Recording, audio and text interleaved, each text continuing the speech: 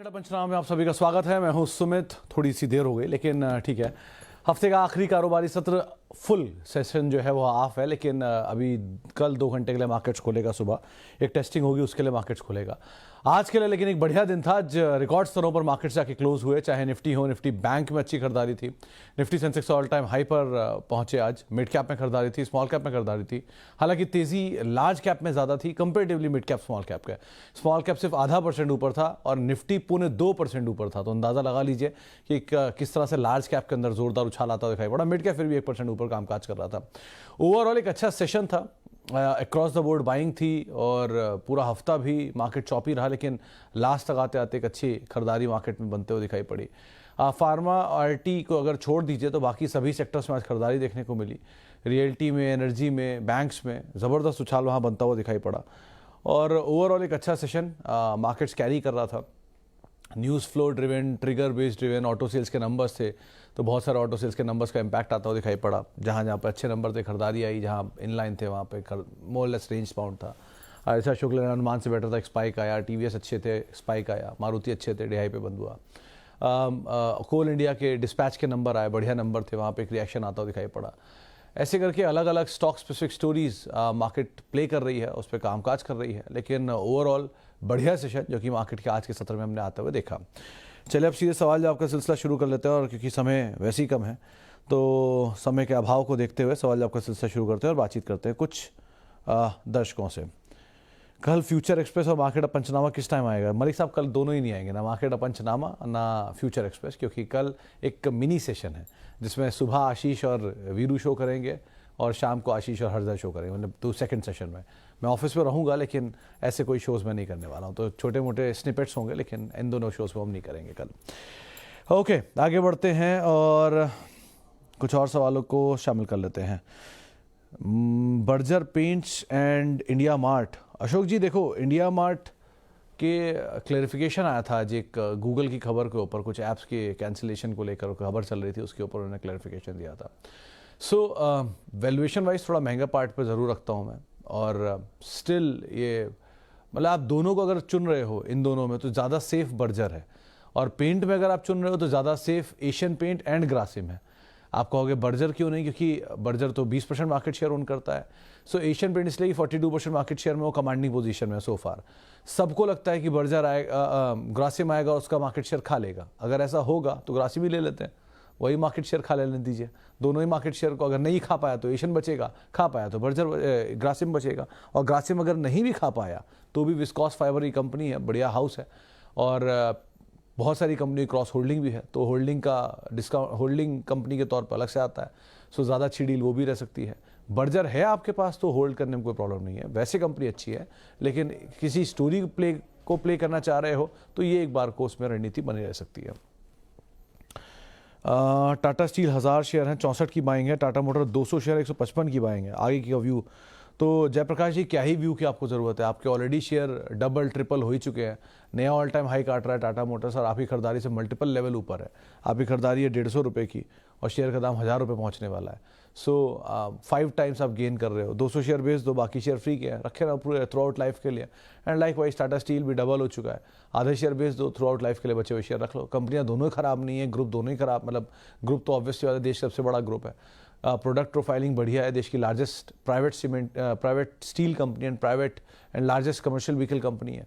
So problem उसमें नहीं है, प्रॉब्लम भागे हुए हैं, बढ़िया पैसा बन रहा है, तो थोड़ा कैपिटल निकालने में बुराई नहीं है, बट होल्ड करिए, अच्छी क्वालिटी एसेट है, टाइम दीजिए, इसको और पैसा बनेगा। प्लीज सजेस्ट सेल 91 रुपीज़ पे 600 शेयर, लॉन्ग टर्म व्यू। तो मंडल साहब देखो, अभी लास्ट में आज एक ब्लॉक हुआ था सेल में, शायद 21 लाख शेयरों का ब्लॉक हुआ था, जिसके बाद इसमें बाइंग आई थी। मेटल स्पेस में साइकिल के लोएस्ट एंड पर आप ऑलरेडी खड़े हो, क्योंकि मेटल ज़्यादा चला नहीं है, अंडर परफॉर्मर है, और मेटल साइकिल के अंदर अब और ज़्यादा डाउनसाइड की गुंजाइश रहे या ना रहे, लेकिन अपसाइड की गुंजाइश ज़रूर ज़्यादा दिखाई पड़ रही है। सो एक बार को आप रहना चाहो तो बने रह सकते हो, कोई हार्म नहीं है। PSU में बाइंग आई है, लेकिन PSU में जो सेक्टोरल या फिर ये कह लिए कमोडिटी बेस्ड PSUs हैं, उनमें उतनी बाइंग नहीं आई है जितनी ओवरऑल डिफेंस, रेलवेज और इन सब में आई है। सो बेटर इज़ कि आप अभी तो होल्ड करो and just wait and watch, और थोड़ा नंबर्स के साथ ट्रेल करते रहना आगे चल के। एशियन पेंट्स बाय, अगर आप टाइम दे सकते हो तो आप ज़रूर अनूप सर बाय कर सकते हो इसमें। मतलब नियर टर्म थोड़ा बहुत प्रेशर आता रहता है, वो न्यूज़ फ्लोज है। मतलब एक इंटरेस्टिंग एस्पेक्ट आपके सामने रखूंगा, पता नहीं आप लोग सही लगेगा या नहीं लगेगा, लेकिन all the 4 companies other than Asian paints, चाहे बर्जर हो, कंसाई हो, वो तीसरी वाली पेंट कंपनी क्या नाम है उसका, जिसका ICI पेंट है, कंसाई है, बर्जर है, तीसरी कंपनी है जिसका नाम मैं मिस कर रहा हूँ, और चौथी शालीमार। ये चारों पेंट कंपनियां जो हैं, जो अपने अपने स्पेस की कुछ दिग्गज हैं, कोई सेकंड लार्जेस्ट है, कोई थर्ड लार्जेस्ट है, ये सब के सब 100 साल पुरानी पेंट कंपनियां हैं, और उसके बावजूद भी एशियन पेंट का 42% मार्केट शेयर है। सो एक कमांडिंग पोजीशन में इतने सालों से रहा है, इसीलिए बाजार उसे प्रीमियम देता है। वो प्रीमियम वाइप आउट हो रहा है, इसीलिए गेन कम हो रहे हैं एशियन पेंट के। जो HDFC के साथ हो रहा है, जो बजाज फाइनेंस के साथ हो रहा है, वही सेम एशियन पेंट के साथ हो रहा है कि एक लंबी तेजी दिखा चुका है, उस लंबी तेजी के बाद अब वो जो इंटेंसिटी ऑफ गेन है वो धीरे धीरे कम हो रहा है। HDFC बैंक 32% की CAGR से चला IPO से लेकर अब तक, स्लोली श्रिंक होकर 15-20 आ जाएगा। बजाज फाइनेंस 46% की CAGR है पिछले 5-10 सालों में, सो वो धीरे धीरे श्रिंक होते होते कम हो जाएगी। लाइकवाइज एशियन पेंट भी 42% की CAGR है, धीरे धीरे कम हो जाएगी। So intensity of gain would be less, but it's a good stock to otherwise accumulate. Okay ji, आगे बढ़ते हैं, और कुछ सवाल और भी माध्यमों से आ रहे हैं, ज़रा वो भी देख लूँ। तो जो कुछ और सवाल हैं उसमें, sir I am new to share market, just retired from merchant navy, I have IOC 2000 share 91, Gujarat Ambuja cement 238 old share, HCL no time bar. तो मेरे ख्याल से गुप्ता जी देखो, आप नए हो मार्केट में, इसीलिए एक एडवाइस दूंगा, आपने तीनों के तीनों शेयर मिड कैप लिए हुए हैं। पहली चीज़, आपके पास लार्ज कैप कोई शेयर नहीं है, so try to get into large cap 1, ताकि आपको थोड़ी स्टेबिलिटी मिले आपके पोर्टफोलियो के अंदर। 2, आपने जो भी शेयर लिए हैं बाय फ्लूक लिए हैं, किसी जानकार से पूछ के लिए हैं, खुद डिसाइड करके लिया है, आपको अच्छा गेन हो रहा है, सो आप इस गेन को ज़ायर मत जाने दीजिए, क्योंकि ये गेन का आपको तेज़ी में कभी एंड नहीं समझ में आता कि कहाँ बेचूं, क्योंकि तेज़ी में बेचना मुश्किल होता है और मंदी में खरीदना मुश्किल होता है। सो तेज़ी है, आपको ये समझ में ही नहीं आएगा कि इसे बेचूं कहाँ मैं प्रॉफिट बुक करूं। सो बेटर इज़ एक गोल डिसाइड कर लो कि मेरा गेन डबल हो गया है, मैं अपना कैपिटल निकाल लेता हूँ। कैपिटल निकल गया, अब आप उस कैपिटल का इस्तेमाल लार्ज कैप लेने में करो या कोई अच्छी क्वालिटी का शेयर लेने में करो, आपकी मर्जी है, या उसकी FD करा दो, वो भी आपकी मर्जी है। लेकिन मुफ्त का शेयर जो है वो अपने पास ज़्यादा से ज़्यादा रखने की कोशिश करो, धीरे धीरे कैपिटल को निकालते चलो और फ्री का शेयर अपने पास होल्ड करते जाओ विद टाइम, क्योंकि HCL डिविडेंड पेइंग कंपनी है, Gujarat Ambuja dividend paying company है, तो इस तरह की कंपनी आपको मिलती जाएंगी जो आपको डिविडेंड दे रही हैं। सो लाइकवाइज आप इन कंपनियों में बने रहो और अपना एटलीस्ट कैपिटल निकाल लो, फ्री के शेयरों से बने रहो और थोड़ा लार्ज कैप ऐड करो। और ये जो बाजार में अब तक आपको गेन मिला है 50% का, इस गेन को आप रियलिस्टिक गेन मत मानना, क्योंकि ये गेन इस तेज़ी में मिला है, हमेशा रहेगा या नहीं कहना मुश्किल है। यूजुअली निफ्टी का जो CAGR रहता है वो 15 से 16% रहता है, म्यूचुअल फंड का 12 से 13% रहता है, तो वो CAGR को रियलिस्टिक मान के चलो, और जो उसके ऊपर मिल रहा है वो आपका एडिशनल गेन है। इस बार मिल गया, आगे पता नहीं मिले या नहीं। सो फॉल के लिए तैयार रहिए और जो गेन है उनको थोड़ा सा कैपिटल निकाल लीजिए। लॉजिकल यही फैसला रहेगा, बाकी आप ज़्यादा बेहतर समझते हैं। Okay, sir, will TCS get Tata Elxsi, Tata Tech, etc. as merged entity like Tata Group did with Metals Consumer, etc. तो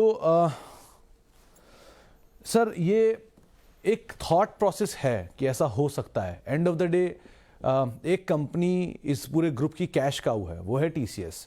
ये जब 2903,000 आया था तब ये बात मैं हमेशा दोहराता था कि TCS इसीलिए ऐड करिए कि अगर टाटा ग्रुप की एग्जिस्टेंस है तो उस ग्रुप की सबसे बड़ी रेवेन्यू जनरेटिंग कंपनी है, प्रॉफिट जनरेटिंग कंपनी TCS है, इसीलिए इसको ऐड करिए।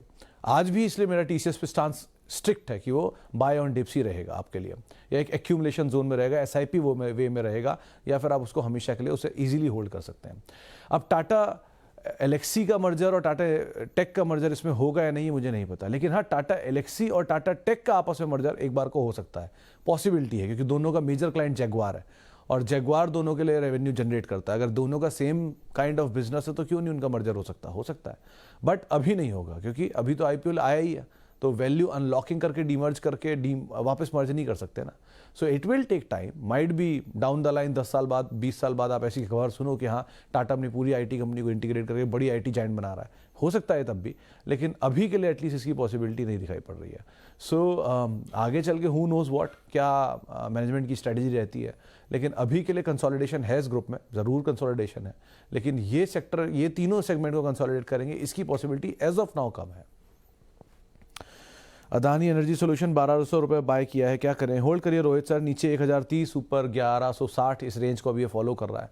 जब ये रेंज तोड़ देगा 1165 के ऊपर क्लोजिंग आनी ज़रूरी है, वो अगर टूट जाती है फिर नई रेंज बनेगी, लेकिन अब तक के लिए ये रेंज है, इसको फॉलो करिए। स्टॉप लॉस 1020 रख लीजिए, और नीचे चाहिए तो 760 रख लीजिए।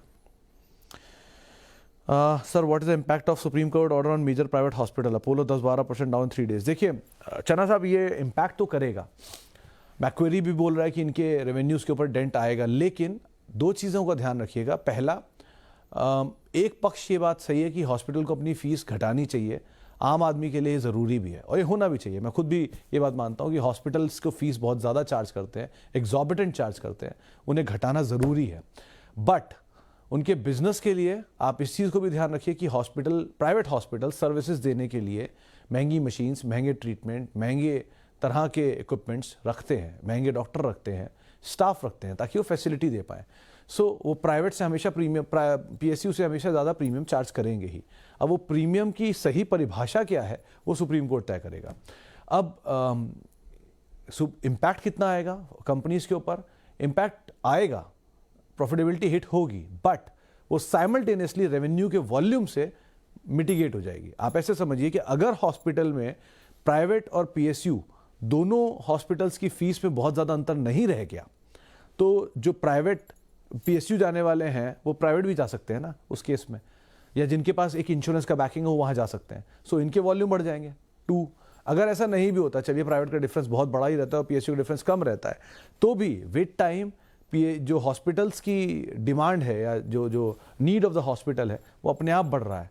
सो वो वैसे ही आपको एक बड़ा ऐसे, क्योंकि हम इंडिया वॉज यंग इकोनॉमी, हम सबसे ज़्यादा यंग लोगों की इकोनॉमी थे, तो जब ये यंग लोग एक साथ एज्ड होंगे तो वो भी तो एक साथ ओल्ड एज इकोनॉमी होगी, जैसे जापान था।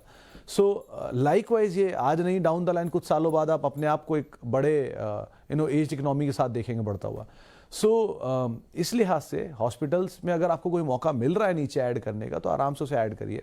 और आप अपोलो की बात करें तो वैसे भी 72 हॉस्पिटल्स डोमिनेटिंग प्लेयर है, तो आप आराम से उसे एक्यूमुलेट कर सकते हैं with time.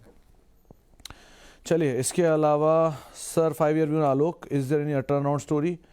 Sir CG power तो नहीं बन सकता, ये तो मैं श्योर हूँ, क्योंकि सीजी पावर के अंदर बहुत सारे मल्टीपल साइंस थे, और जिस ग्रुप की आप बात कर रहे हो उस ग्रुप में मेजरली इस ग्रुप की पेरेंट कंपनी पे आप इन्वेस्ट करो तो ज़्यादा बेटर है, क्योंकि सारी एंटिटी में इतना मूव नहीं आता जितना पेरेंट पे आता है। सो पेरेंट को आप फॉलो करिए उसमें। रही बात सीजी पावर, तो CG power is a classic case, ऐसे केसेस बहुत सालों में एक बार आते हैं। सो वो केस अभी हो गया, अब नेक्स्ट केस का वेट हो रहा है, जैसे मिलेगा आपको बता दिया जाएगा। हॉस्पिटल बात हो गई। L&T इन्फोटेक माइंट्री थोड़ा एक्यूमुलेट किया जा सकता है सर, अभी और थोड़ा जर्क आने पेंडिंग है इसमें, लेकिन आप आराम से एक्यूमुलेशन जोन में चाह रहे हो तो ये स्टॉक आ गया एक्यूमुलेशन जोन में, आप वहाँ पर इसका इस्तेमाल कर सकते हो। चले फिलहाल अब इतने सवालों शामिल करूँगा, आज समय का अभाव था तो ज़्यादा बात नहीं हो पाई, लेकिन बहुत बहुत शुक्रिया उन सभी लोगों का जिन्होंने सवाल पूछा, और बहुत माफ़ी उन सभी लोगों से इनसे बातचीत नहीं हो पाई। आप सबसे मुलाकात होगी सोमवार को। आप मेरे साथ जुड़ सकते हैं @सुमित रिसर्च, मेरा ट्विटर हैंडल है, सोशल मीडिया हैंडल्स हैं, और किसी भी निवेश से पहले अपने वित्तीय सलाहकार की राय आप ज़रूर ले लें। फिलहाल इस कार्यक्रम में इतना ही। नमस्कार।